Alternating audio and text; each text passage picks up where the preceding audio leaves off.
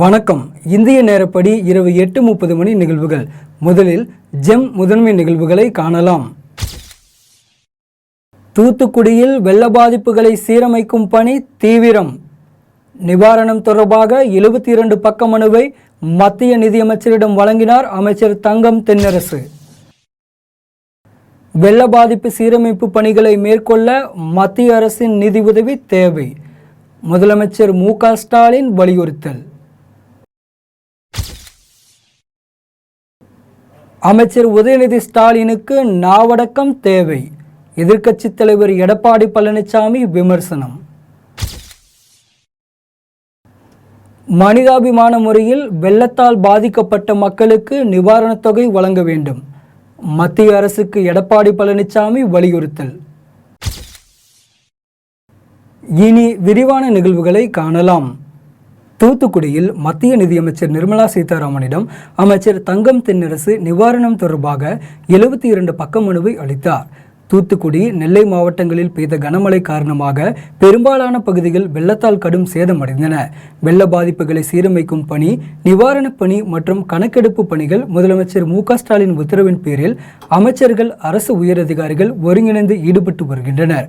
தென் மாவட்டங்களில் பாதிக்கப்பட்ட பகுதிகளில் மத்திய நிதியமைச்சர் நிர்மலா சீதாராமன் இன்று ஆய்வு மேற்கொண்டார். இந்நிலையில் நிர்மலா சீதாராமனிடம் சீரமைப்பு பணிகளுக்கான நிவாரணம் தொடர்பாக 72 பக்க மனுவை அமைச்சர் தங்கம் தென்னரசு வழங்கியுள்ளார். இந்த மனுவில் தமிழகத்தில் வரலாறு காணாத மழை வெள்ள பாதிப்புகள் ஏற்பட்டுள்ளதாகவும், இந்த பாதிப்பில் பாலங்கள், சாலைகள், பள்ளிகள், பல்வேறு கட்டமைப்புகள் சேதமடைந்துள்ளதாகவும் மத்திய அரசு விரைவாக நிவாரணம் வழங்க வேண்டும் என்று முதலமைச்சர் மு.க. ஸ்டாலின் கோரிக்கை வைத்துள்ளார். தமிழகத்தில் வெள்ள பாதிப்பு சீரமைப்பு பணிகளை மேற்கொள்ள மத்திய அரசின் நிதியுதவி தேவை என்று முதலமைச்சர் மு.க. ஸ்டாலின் தெரிவித்துள்ளார். இது குறித்து முதலமைச்சர் மு.க. ஸ்டாலின் வெளியிட்டுள்ள தனது எக்ஸ் பக்கத்தில், தமிழகத்தில் மழை வெள்ள பாதிப்பு சீரமைப்பு பணிகளை மேற்கொள்ள மத்திய அரசின் நிதியுதவி தேவை என்றும், எதிர்பாராத இயற்கை பேரிடரை சந்தித்த தமிழகத்திற்கு போதிய நிதி உதவியை மத்திய அரசு வழங்க வேண்டும் என்று குறிப்பிட்டுள்ளார். மேலும் வெள்ள நிவாரணம் தொடர்பாக மத்திய அமைச்சர் நிர்மலா சீதாராமனிடம் 72 பக்கங்கள் அடங்கிய மனுவை அமைச்சர் தங்கம் தென்னரசு மற்றும் நாடாளுமன்ற உறுப்பினர் கனிமொழி ஆகியோர் வழங்கியுள்ளதாக தெரிவித்துள்ளார். அமைச்சர் உதயநிதி ஸ்டாலினுக்கு நாவடக்கம் தேவை என்று எதிர்க்கட்சித் தலைவர் எடப்பாடி பழனிசாமி விமர்சித்துள்ளார். சென்னை மாநகரத்தில் அதிமுக பொதுக்குழு செயற்குழு கூட்டம் நடைபெற்றது. கூட்டம் துவங்கியதும் பொதுக்குழு மேடையில் முன்னாள் முதலமைச்சர்கள் எம்ஜிஆர், ஜெயலலிதா படங்களுக்கு அதிமுக பொதுச் செயலாளர் எடப்பாடி பழனிசாமி மலர் தூவி மரியாதை செலுத்தினார். பின்னர் மேடையில் பேசிய அவர், அதிமுக மாநாட்டை விமர்சனம் செய்ய உதயநிதிக்கு தகுதியில்லை என்றும், அரசியல் கத்துக்குட்டியாக இருக்கும் உதயநிதி அதிமுகவை விமர்சிப்பதை ஏற்றுக்கொள்ள முடியாது என்று குற்றம் சாட்டினார்.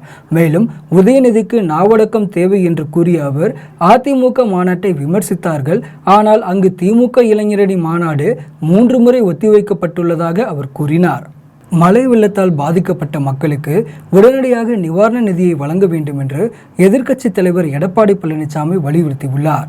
சென்னை மாநகரத்தில் அதிமுக பொதுக்குழு செயற்குழு கூட்டத்தில் அக்கட்சியின் பொதுச் செயலாளர் எடப்பாடி பழனிசாமி கலந்து கொண்டு உரையாற்றினார். கூட்டத்திற்கு பின்னர் செய்தியாளர்களை சந்தித்து பேசிய அவர், மத்திய அரசு மனிதாபிமான முறையில் தமிழகத்தில் மழை வெள்ளத்தால் பாதிக்கப்பட்ட மக்களுக்கு உடனடியாக நிவாரணத் தொகையை வழங்க வேண்டும் என்று வலியுறுத்தினார். மத்திய அரசு மனிதாபிமான முறையில் பாதிக்கப்பட்ட மக்களுக்கு உடனடியாக தேவையான நிவாரண நிதியை தமிழ்நாட்டுக்கு வழங்க வேண்டும். எதிர்க்கட்சி தலைவர் என்ற அடிப்படையில் பிரதமரை நேரில் சந்திக்க வாய்ப்பு இருக்கா? நீங்க கேள்வி ஒரு கேட்கிற கேள்வி முறையான கேள்வியா இருக்கணும். அதாவது நாங்க குரல் கொடுக்கிறோம். மத்திய அரசு நிதியமைச்சர் அங்க பாதிக்கப்பட்ட மக்களை எல்லாம் பார்த்திருக்காரு, சேதங்களை எல்லாம் பார்வையிட்டிருக்காரு, நிதி வழங்குவதா சொல்றாங்க. நாங்களும் செயற்குழு பொதுக்கூட்டத்திலே தெளிவா பேசி பொதுக்குழு கூட்டத்தில் சொல்லிட்டேன், அனைத்து இந்திய அண்ணா திராவிட முன்னேற்ற கழகம் இந்த புயலால் வெள்ளத்தால் பாதிக்கப்பட்ட மக்களுக்கு தேவையான நிவாரணத் தொகையை மத்திய அரசு கொடுக்க வேண்டும் என்று வலியுறுத்தி பேசியாச்சு.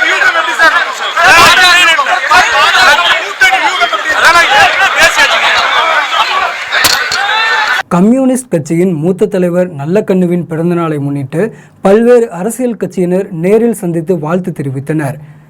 கம்யூனிஸ்ட் கட்சியின் மூத்த தலைவர் நல்லக்கண்ணுவின் 99வது பிறந்தநாளை முன்னிட்டு சென்னை நந்தனத்தில் உள்ள அவரது இல்லத்தில் அமைச்சர் உதயநிதி ஸ்டாலின் நேரில் சந்தித்து வாழ்த்து தெரிவித்தார். பின்னர் செய்தியாளர்களிடம் பேசிய அமைச்சர், தூத்துக்குடி வெள்ளப்பெருக்கை முதலில் பேரிடரே இல்லை என்று கூறினார்கள். தற்போது ஆய்வு செய்ய வந்துள்ளார்கள் என்றும் ஆய்வுக்கு பிறகு கண்டிப்பாக பேரிடராக அறிவிப்பார்கள் என்று கூறினார்.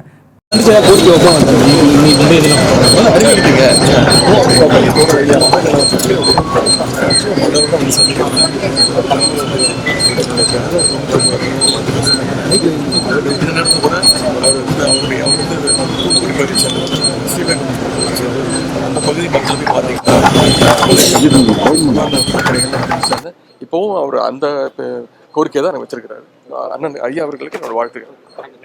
இதேபோல் தமிழ் மாநில காங்கிரஸ் தலைவர் ஜி.கே. வாசன் நேரில் சந்தித்து வாழ்த்து தெரிவித்தார். பின்னர் செய்தியாளர்களிடம் பேசிய அவர், கட்சிகள் கூட்டணிகளுக்கெல்லாம் அப்பாற்பட்டு வருங்கால சந்ததியினருக்கு முன்மாதிரியாக திகழ்ந்தவர் நல்லக்கண்ணு என்று கூறினார்.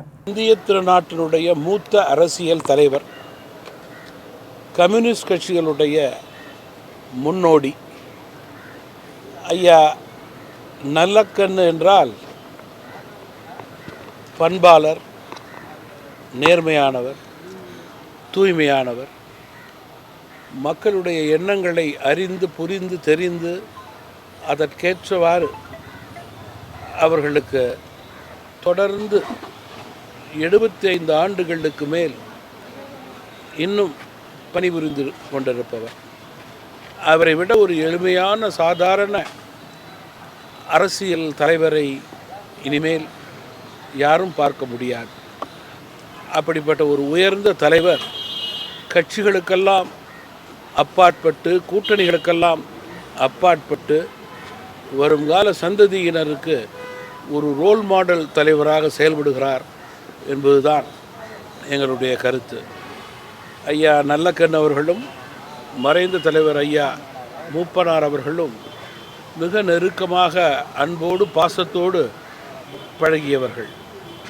அரசியலிலே ஐயா மூப்பனார் அவர்கள் வாழ்ந்த காலங்களிலே பல முக்கிய முடிவுகளை தமிழகத்திற்காக இணைந்து எடுத்தவர்கள் என்று நான் இங்கு நினைவு கூற விரும்புகிறேன்.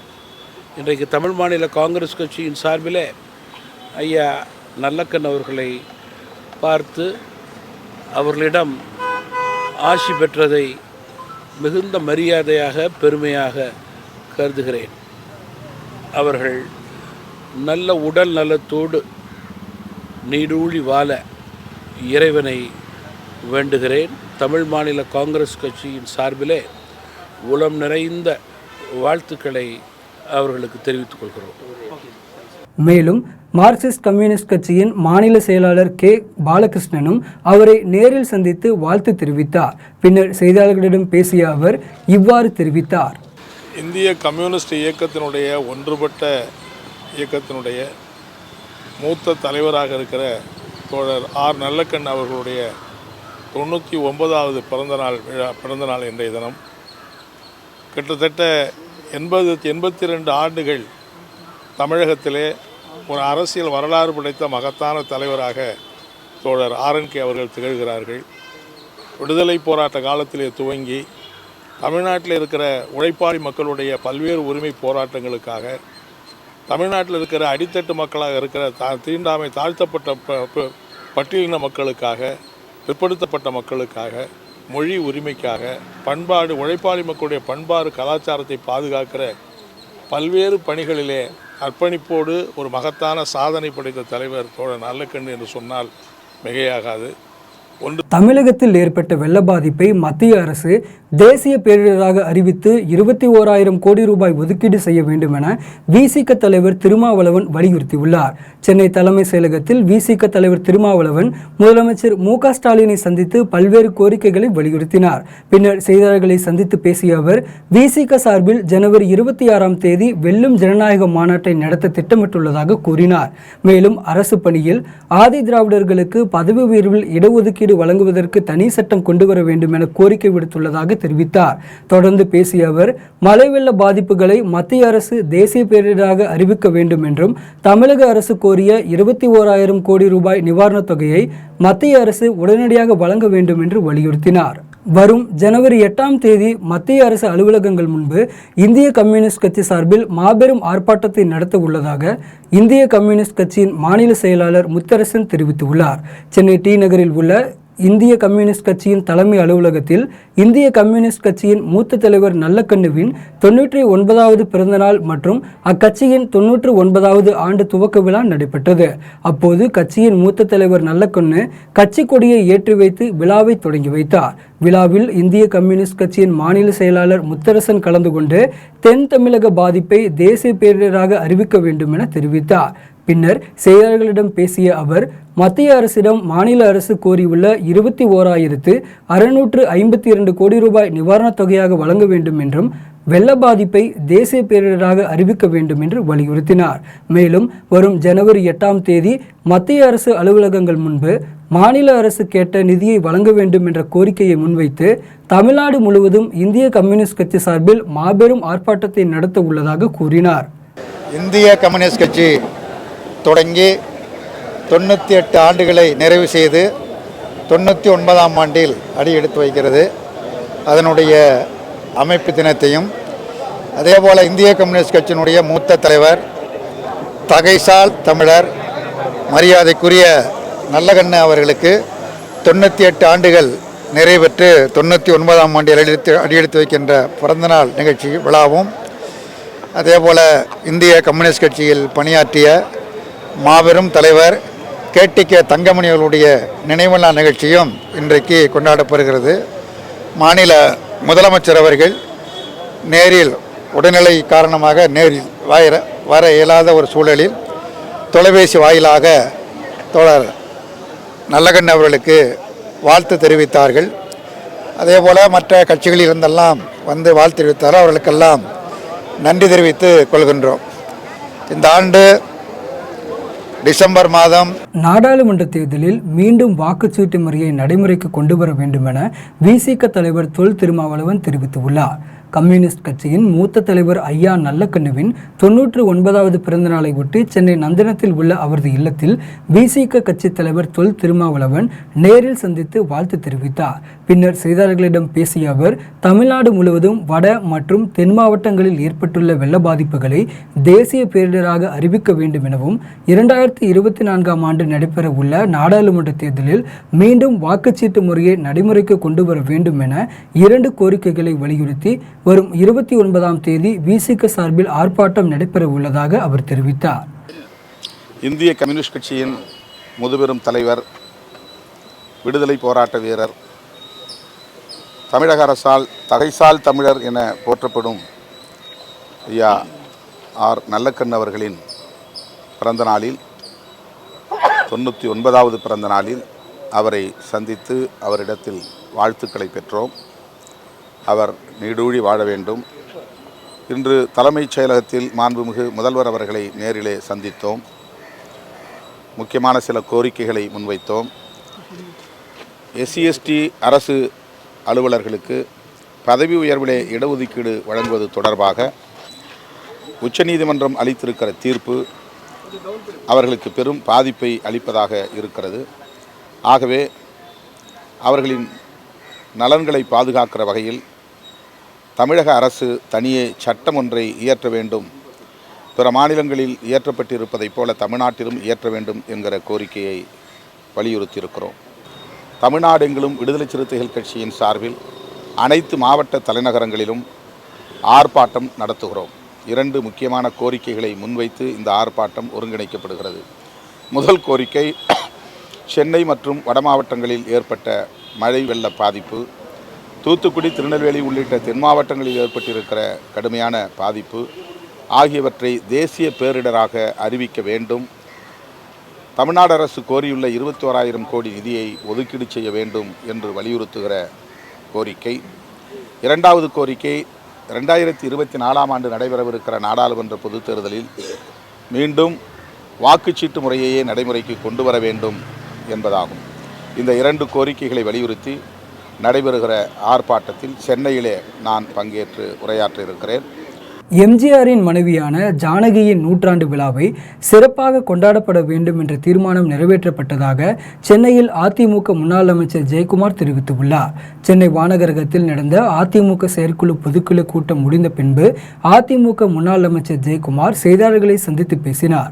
அப்போது பேசிய அவர், அனைத்திந்திய அண்ணா திராவிட முன்னேற்ற கழகத்தின் பொதுச் செயலாளர் எடப்பாடி பழனிசாமி பொறுப்பேற்ற பின்பு கூட்டப்படும் முதல் பொதுக்குழு கூட்டம் இது என்றும், எம்ஜிஆரின் மனைவியான ஜானகி நூற்றாண்டு விழாவை சிறப்பாக கொண்டாடப்பட வேண்டும் என்ற தீர்மானம் நிறைவேற்றப்பட்டதாக அவர் கூறினார். 19வது ஆண்டு சுனாமி தினத்தை முன்னிட்டு சென்னை பட்டினப்பாக்கம் கடற்கரையில் காங்கிரஸ் சார்பில் அஞ்சலி செலுத்தப்பட்டது. 19வது ஆண்டு சுனாமி நினைவு தினத்தையொட்டி சென்னை பட்டினப்பாக்கம் கடற்கரையில் காங்கிரஸ் சார்பில் சட்டமன்ற உறுப்பினர் செல்லப்பெருந்தகை தலைமையில் மீனவ பெண்கள் பால் குடத்துடன் ஊர்வலமாக சென்று அஞ்சலி செலுத்தினர். இதில் ஏஐபிசி தலைவர் பிரவீன் சக்கரவர்த்தி, அகில இந்திய மீனவர் பிரிவு தலைவர் ஆம்ஸ்ட்ராங், தமிழக மீனவர் பிரிவு தலைவர் ஜோர்தான் உட்பட பலர் கலந்து கொண்டனர். பின்னர் செய்தியாளர்களிடம் பேசிய செல்லப்பெருந்தகை, 2004 ஆண்டு ஏற்பட்ட சுனாமி பேரிழப்பால் பாதிக்கப்பட்டவர்களின் குடும்பங்களுடன் இருக்க வேண்டும் என்று காங்கிரஸ் கட்சியின் எம்பி ராகுல் காந்தியும் காங்கிரஸ் கட்சியின் தலைவர் மல்லிகார்ஜுன கார்கேவும் கூறியுள்ளதாக அவர் தெரிவித்தார். 2004 ஆண்டு ஏற்பட்ட சுனாமி ஆழி பேரழியால் இந்த பகுதியில் மிகப்பெரிய பாதிப்பு ஏற்பட்டது. கடலோர பகுதிகளில் அப்பொழுது அன்னை சோனியா காந்தி வழிகாட்டுதலில் டாக்டர் மன்மோகன் சிங் ஆட்சி நடைபெற்றது. மிகப்பெரிய பேரழிவு. இந்த பேரழிவை பேரிடராக கருதி காங்கிரஸ் பேரியக்கம் ஆட்சியில் இருக்கும் பொழுது மிகப்பெரிய அளவில் மீட்பு பணியில் ஈடுபட்டார்கள். அந்த மீட்பு பணிதான் இன்று வரை இந்த பகுதியில் ஒரு முன்னேற்றத்தை ஏற்படுத்தி இருக்கிறது. ஆண்டாண்டுகள் காங்கிரஸ் பேரியக்கம், குறிப்பாக எங்களுடைய மாமன்ற உறுப்பினர் தம்பி ரவீந்திரநாத். தூத்துக்குடியில் 19வது சுனாமி நாளை முன்னிட்டு கடற்கரையில் பொதுமக்கள் மலர் தூவி அஞ்சலி செலுத்தினர். இந்தியா, இந்தோனேசியா உள்ளிட்ட நாடுகளில் பேரழிவை ஏற்படுத்திய சுனாமி அலையால் மரணம் அடைந்தவர்களை நினைவு கூறும் வகையில் பல்வேறு இடங்களில் சுனாமி நினைவு நாள் அனுசரிக்கப்பட்டு வருகிறது. அதன் ஒரு பகுதியாக தூத்துக்குடி திரேஸ்புரம் கடற்கரையில் 19வது ஆண்டு நினைவு தினத்தை முன்னிட்டு திரளான மீனவர்கள் பங்கேற்று கடலில் மலர் தூவி மெழுகுவர்த்தி ஏந்தி அஞ்சலி செலுத்தினர். தென்காசி அருகே வாசுதேவநல்லூர் ஜென்ஸ் ஜோசப் தேவாலயத்தில் கிறிஸ்துமஸ் விழா கொண்டாடப்பட்டது. தென்காசி மாவட்டம் புளியங்குடி அருகே உள்ள வாசுதேவநல்லூர் கத்தோலிக்க திருச்சபையின் தேவாலயத்தில் கூட்டு திருப்பலியுடன் கிறிஸ்துமஸ் விழா கொண்டாடப்பட்டது. விழாவில் கிறிஸ்துவர்கள் மட்டும் கலந்து கொள்ளாமல் அனைத்து சமுதாய மக்களும் கலந்து கொண்டு சிறப்பித்தனர். இவ்விழாவில் ஞானஸ்தானம் பெற்ற அனைவருக்கும் இயேசுவின் நற்கருணை வழங்கப்பட்டது. இதில் ஏராளமான பொதுமக்கள் மற்றும் கிறிஸ்துவர்கள் கலந்து கொண்டனர். தமிழ்நாடு ஆந்திரா எல்லைப்பகுதியில் லாரி ஓட்டுநரிடம் லஞ்சம் வசூலிக்கும் அதிகாரிகள் மீது தமிழ்நாடு அரசு உரிய நடவடிக்கை எடுக்க வேண்டும் என்று லாரி உரிமையாளர்கள் கோரிக்கை விடுத்துள்ளனர். தமிழ்நாடு ஆந்திர எல்லையான ஆரம்பாக்கம் அருகே எலாவூரில் ஒருங்கிணைந்த சோதனை சாவடி அமைந்துள்ளது. சென்னையிலிருந்து ஆந்திர வழியாக வட மாநிலங்களுக்கும், வட மாநிலங்களிலிருந்து ஆந்திரா வழியாக சென்னைக்கும் இந்த சோதனை சாவடி வழியாக பல்வேறு வகையிலான சரக்குகளை ஏற்றி ஆயிரக்கணக்கான வாகனங்கள் சென்று வருகின்றன. இந்த சோதனை சாவடியில் லாரி உரிமையாளர்கள் ஸ்டிக்கர் ஒட்டி நூதன போராட்டத்தில் ஈடுபட்டனர். மேலும் ஒன்றிய அமைச்சர் நிதின் கட்காரி உத்தரவிட்டும் மாநில எல்லையில் உள்ள சோதனை சாவடிகளை அகற்றிடாமல் இருப்பதற்கு கண்டனம் தெரிவித்தனர். லாரி ஓட்டுநரிடம் லஞ்சம் வசூலிக்கும் அதிகாரிகள் மீது தமிழ்நாடு அரசு உரிய நடவடிக்கை எடுக்க வேண்டும் எனவும் லாரி உரிமையாளர்கள் கோரிக்கை வைத்தனர். இந்தியா முழுவதும் இருக்கிற அனைத்து பார்டர் செக் போஸ்ட்டும் எடுக்க சொல்லி மாண்புமிகு போக்குவரத்து அமைச்சர் நிதின் கட்கரி உத்தரவு போட்டு 16 மாநிலத்தில் பார்டர் செக் போஸ்ட்டு நீக்கப்பட்டது. ஆனால் தமிழ்நாட்டில் எந்த செக் போஸ்ட்டும் இது வரைக்கும் நீக்கப்படவில்லை. மாறாக இந்த செக் போஸ்ட்டை எதற்காக பயன்படுத்துகிறாங்கன்னா, இங்கே வரக்கூடிய வாகனங்கள் கிட்ட இவங்க வந்து ஒரு வாகனத்துக்கு எந்த குற்றம் அதாவது பர்மிட் இருக்குது எல்லாம் இருந்தால் கூட ஆந்திரா வண்டி, கர்நாடகா வண்டிக்கு 16 வீல் வண்டிக்கு 1000 ரூபாய் வாங்குகிறாங்க. அதுக்கப்புறம் 12 வீல் வண்டிக்கு அவங்க வந்து 700 ரூபா வாங்குகிறாங்க. தமிழ்நாட்டு வண்டிக்கு 300லேருந்து 500 ரூபா வசூல் பண்ணுறாங்க. இது ஒரு வண்டிக்கும் இங்கே நிறுத்தி வசூல். சென்னை பெருநகர லாரி உரிமையாளர்கள், டிரான்ஸ்போர்ட்டர்கள், புக்கிங் ஏஜென்ட்கள் அத்தனை பேரும் ஒருங்கிணைந்து 25ஆம் தேதி முதல் இன்று முதல் ஆவணங்கள் சரியாக இருந்தும் அனைத்து மாநில லாரிகளிடமும் வடமாநில லாரிகளிடம் 12 டயர் லாரிக்கு 700, 14 டயர் லாரிக்கு 1000 ரூபாய் லஞ்சமாக பெறப்படுகிறது, மாமூலாக பெறப்படுகின்றது. ஆந்திரா லாரிகளுக்கு 700 ரூபாய், தமிழ்நாடு லாரிகளுக்கு 300 ரூபாய். ஒவ்வொரு லாரிக்கும் ஆவணங்கள் சரியாக இருந்தும் எல்லை சோதனை சாவடியிலே இப்படி லஞ்சமாக பெறப்படுகின்ற பணம், இதனால் லாரி உரிமையாளர்கள் மிகவும் வேதனையான சூழலில் இந்த பணத்தை கொடுக்கவில்லை என்றால் டிரைவர்கள் தாக்கப்படுகின்றார்கள். வாழப்பாடி அருகே அடையாளம் தெரியாத ஆண் சடலத்தை கைப்பற்றி ரயில்வே காவல்துறையினர் விசாரணை மேற்கொண்டு வருகின்றனர். சேலம் மாவட்டம் வாழப்பாடி அருகே முனியப்பன் கோவில் பகுதியில் ஆண் சடலம் இருப்பது வாழப்பாடி காவல்துறையினருக்கு தகவல் வந்தது. தகவலின் பேரில் சம்பவ இடத்திற்கு விரைந்து காவல்துறையினர் மற்றும் ரயில்வே காவல்துறையினர் சடலத்தை கைப்பற்றி விசாரணை மேற்கொண்டு வருகின்றனர். மேலும் தகவல் அறிந்தும் 2 மணி நேரத்திற்கும் மேலாக காவல்துறையினர் பாதுகாப்பு பணியில் ஈடுபடாமல் அலட்சியத்தில் இருந்ததாக பொதுமக்கள் குற்றம் சாட்டினர். உத்திரமேரூரில் மின்மாற்றி திருட முயன்ற 3 நரிக்குறவர்களை காவல்துறையினர் மடக்கி பிடித்து கைது செய்தனர். காஞ்சிபுரம் மாவட்டம் உத்திரமேரூர் புதிய காவல் நிலையம் அருகே மின்சார வாரியத்தின் சார்பில் பழுதான மின்மாற்றிகள் அங்குள்ள காலி இடத்தில் வைக்கப்பட்டு உள்ளது. இந்நிலையில் உத்திரமேரூர் காவல் ஆய்வாளர் விநாயகம் ரோந்து பணியில் ஈடுபட்டு கொண்டிருந்தார். அப்போது சந்தேகத்திற்கு இடமாக நின்று கொண்டிருந்த ஒருவரை பிடித்து விசாரணை மேற்கொண்டனர். விசாரணையில் மின்மாற்றி அருகே மறைந்து இருந்த இருவர் தப்பித்து ஓட முற்பட்ட போது அவர்களை மடக்கி பிடித்தனர். இவர்கள் மின்மாற்றியை தனித்தனியாக கழற்றி விற்க முற்பட்டுள்ளதாக தெரிய வந்தது. இதனையடுத்து திருடுவதற்கு பயன்படுத்திய ஸ்பேனர், கட்டிங் உள்ளிட்ட உபகரணங்களை பறிமுதல் செய்தனர். மேலும் காவல்துறையினர் வழக்கு பதிவு செய்து விசாரணை மேற்கொண்டு வருகின்றனர். எடப்பாடி அருகே மண் கடத்தும் கும்பலை மடக்கி பிடித்த போது கும்பல் தாக்கியதில் படுகாயமடைந்த கிராம நிர்வாக அலுவலர் மருத்துவமனையில் சிகிச்சை பெற்று வருகிறார். சேலம் மாவட்டம் எடப்பாடி தாலுகாவுக்கு உட்பட்ட நள்ளிரவில் சமுத்திர கிராமம் காளியம்மன் கோவில் மூலக்கடை அருகே கற்கள் மற்றும் மண் கடத்துவதாக எடப்பாடி வட்டாட்சியர் வைத்தியலிங்கத்திற்கு ரகசிய தகவல் கிடைத்தது. தகவலின் பேரில் சம்பவ இடத்திற்கு சென்ற தாதாபுரம் கிராம நிர்வாக அலுவலர் சுரேஷ் மற்றும் சமுத்திரம் கிராம நிர்வாக அலுவலர் குமார் ஆகியோர் மண் கடத்தி கொண்டிருந்த கும்பலை சுற்றி வளைத்தனர். அப்போது மண் கடத்திய கும்பல் கிராம நிர்வாக அலுவலர் குமாரை தாக்கியுள்ளனர். தாக்கிய கும்பலிடமிருந்து குமாரை மீட்ட பொதுமக்கள் எடப்பாடி அரசு மருத்துவமனையில் சிகிச்சைக்காக அனுமதித்தனர். மேலும் இது குறித்து கொங்கனாபுரம் காவல்துறையினர் கிராம நிர்வாக அலுவலர் தாக்கிய கும்பல் மீது வழக்கு பதிவு செய்து விசாரணை நடத்தி வருகின்றனர். திருக்கழுக்குன்றம் அருகே மாணவர்களின் பயன்பாட்டிற்காக பள்ளி கட்டிடங்கள் திறந்து வைக்கும் நிகழ்வு நடைபெற்றது. செங்கல்பட்டு மாவட்டம் திருக்கழுக்குன்றம் ஒன்றியத்திற்கு உட்பட்ட வயலூரில் பள்ளி கட்டிட திறப்பு விழா நடைபெற்றது. விழாவில் திருக்கழுக்குன்றம் ஒன்றிய பெருந்தலைவர் ஆர்டி அரசு, திருக்கழுக்குன்றம் வட்டார வளர்ச்சி அலுவலர் சிவகலை செல்வன், திமுக தெற்கு ஒன்றிய செயலாளர் சரவணன் உள்ளிட்டோர் கலந்து கொண்டு பள்ளி கட்டிடங்களை மாணவர்களின் பயன்பாட்டிற்கு திறந்து வைத்தனர். காஞ்சிபுரத்தில் பாலியல் வன்முறைக்கு எதிரான விழிப்புணர்வு பேரணியை மாவட்ட ஆட்சியர் கலைசெல்வி கொடியசைத்து துவக்கி வைத்தார். காஞ்சிபுரத்தில் தமிழ்நாடு மாநில ஊரக வாழ்வாதார இயக்கம் சார்பில் பாலியல் வன்முறைக்கு எதிரான விழிப்புணர்வு பேரணி நடைபெற்றது. ஆட்சியர் அலுவலகத்தில் நடைபெற்ற பேரணியை மாவட்ட ஆட்சியர் கலைசெல்வி கலந்து கொண்டு கொடியசைத்து துவக்கி வைத்தார். பேரணியானது மாவட்ட ஆட்சியர் அலுவலகத்தில் இருந்து தொடங்கி மேட்டுத்தெரு மூங்கில் மண்டபம் வரை சென்று நிறைவு பெற்றது. பேரணியில் 100க்கும் மேற்பட்ட பெண்கள் கலந்து கொண்டு பெண்கள் நம் நாட்டின் கண்கள், வன்முறையை பொறுத்து கொள்ளாதே உள்ளிட்ட வாசகங்கள் அடங்கிய பதாதைகளை கையில் ஏந்தியவாறு பேரணியில் பங்கேற்றனர். வீரப்பன் சத்திரத்தில் உள்ள மாரியம்மன் கோவில் திருவிழா வெகு விமர்சையாக நடைபெற்றது. ஈரோடு அடுத்த வீரப்பன் சத்திரம் பகுதியில் பழமை வாய்ந்த மாரியம்மன் திருக்கோயில் உள்ளது. இக்கோவிலில் மார்கழி மாத திருவிழா தொடங்கியதை அடுத்து திருவிழா கம்பம் போடப்பட்டு தினந்தோறும் பக்தர்கள் கம்பத்துக்கு மஞ்சள் நீர் ஊற்றி வழிபட்டு வருகின்றனர். இதைத் தொடர்ந்து வீரப்பன் சத்திரம் சுற்றுவட்டார பகுதிகளைச் சேர்ந்த பாண்டியன் வீதி, முல்லை வீதி உட்பட பல்வேறு பகுதிகளைச் சேர்ந்த பொதுமக்கள் காவிரி ஆற்றுக்கு சென்று தீர்த்தம் மற்றும் அக்கினி சட்டி ஏந்தியும் அலகு குத்தியும் தங்களது நேர்த்திக்கடனை செலுத்தினர். வலசரவாக்கம் காவல் நிலையத்தில் வீட்டு வாடகை முறையாக தரவில்லை என கூறி குற்றப்பிரிவு சிறப்பு உதவி ஆய்வாளர் மீது புகார் அளிக்கப்பட்டுள்ளது. சென்னை வலசரவாக்கம் எஸ்பிஎஸ் நகரைச் சேர்ந்த நடராஜன் என்ற மருத்துவர் பணி ஓய்வு பெற்று வீட்டில் இருந்து வருகிறார். இவரது மற்றொரு வீட்டில் நந்தம்பாக்கம் காவல் நிலையத்தில் குற்றப்பிரிவு சிறப்பு உதவி ஆய்வாளராக பணியாற்றும் இந்திரா என்பவர் கடந்த 2019ஆம் ஆண்டு முதல் வாடகைக்கு உள்ளார். அப்போது இந்திரா முன்பணமாக 45,000 மட்டுமே அளித்ததாகவும் அதிலிருந்து முறையாக மாத வாடகை தரவில்லை என கூறப்படுகிறது.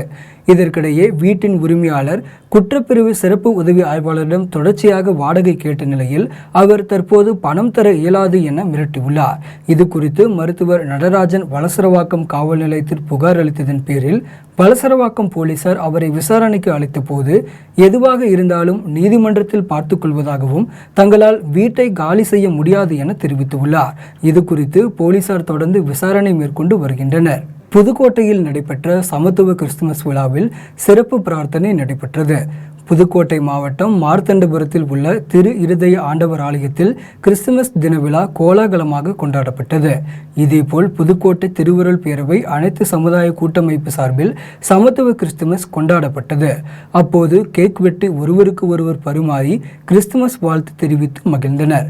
மேலும் வருகின்ற 2024ஆம் ஆண்டு நோய் நொடி இல்லாமலும் இயற்கை பேரிடரால் பாதிக்கப்படாத ஆண்டாக அமைய வேண்டும் என்றும் பிரார்த்தனை செய்தனர்.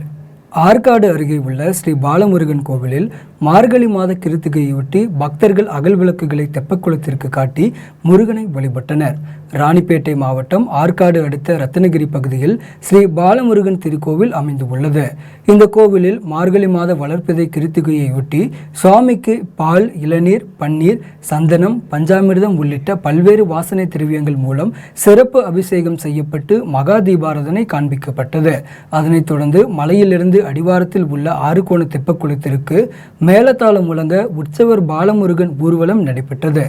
அப்போது பக்தர்கள் அரோகரா அரோகரா என்ற பக்தி கோஷம் முழங்க அகல் விளக்குகளை தெப்பக்குளத்திற்கு காட்டி முருகனை வழிபட்டனர். சென்னை கொடுங்கையூர் அருகே 86 லட்சம் ரூபாய் மோசடி செய்த வழக்கில் பெண் உட்பட 2 பேரை போலீசார் கைது செய்தனர். சென்னை கொடுங்கையூர் காமராஜர் சாலையைச் சேர்ந்த கிருஷ்ணகுமார் என்பவர் தனியார் ஏற்றுமதி நிறுவனம் நடத்தி வருகிறார்.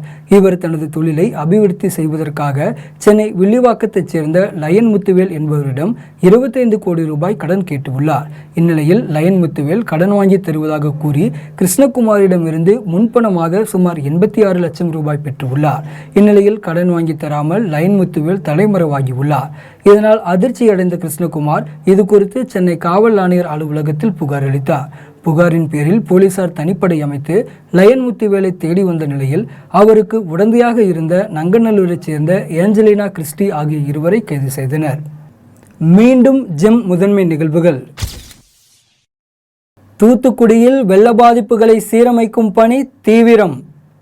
நிவாரணம் தொடர்பாக 72 பக்க மனுவை மத்திய நிதியமைச்சரிடம் வழங்கினார் அமைச்சர் தங்கம் தென்னரசு.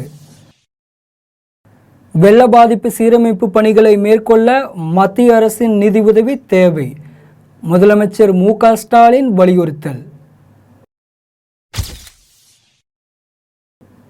அமைச்சர் உதயநிதி ஸ்டாலினுக்கு நாவடக்கம் தேவை. எதிர்க்கட்சித் தலைவர் எடப்பாடி பழனிசாமி விமர்சனம். மனிதாபிமான முறையில் வெள்ளத்தால் பாதிக்கப்பட்ட மக்களுக்கு நிவாரணத் தொகை வழங்க வேண்டும். மத்திய அரசுக்கு எடப்பாடி பழனிசாமி வலியுறுத்தல். இத்துடன் ஜெம் நிகழ்வுகள் நிறைவடைகின்றன. மீண்டும் நிகழ்வுகளுக்கான தொடர்ந்து இருந்திருங்கள் ஜெம் தொலைக்காட்சியுடன். நன்றி, வணக்கம்.